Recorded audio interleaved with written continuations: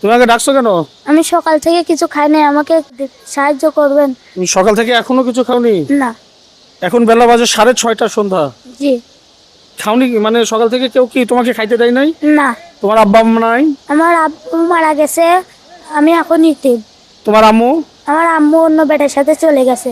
এখন বাবা মা কেউই নাই? না। তুমি থাকো কোথায়? আমি এয়ারপোর্ট স্টেশনে থাকি। এয়ারপোর্ট স্টেশনে? রাত্রে কি ওখানেই ঘুমাও? জি না, রাত্রে এসে কুমলাপুর থাকি।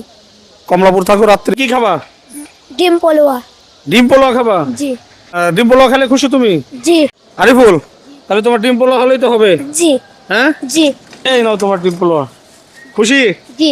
এবার একটা হাসি দাও তো। ভালো লাগছে? জি। সারাদিন তো খাবার খাও নাই, সারাদিন পরে খাবারটা হাতে পেয়ে তোমার কেমন লাগছে? আলহামদুলিল্লাহ ভালো। তো দর্শক, দোয়া করবেন আমরা যেন এই ধরনের এতিম অসহায়দের পাশে থাকতে পারি। এবং এতিমকে রাসূল পছন্দ করতেন। আপনারা যে যার জায়গা থেকে এতিমদের পাশে দাঁড়ান, যারা সুবিধা বঞ্চিত, যারা খাবার পায় না, তাদের পাশে দাঁড়ান, তাদেরকে খাবার দিয়ে তাদের মুখে হাসি ফোটান। এতে আল্লাহ খুশি হবেন ইনশাআল্লাহ। দেখা হবে অন্য কোনো ভিডিওতে, অন্য কোনো সময়। আসসালামু আলাইকুম।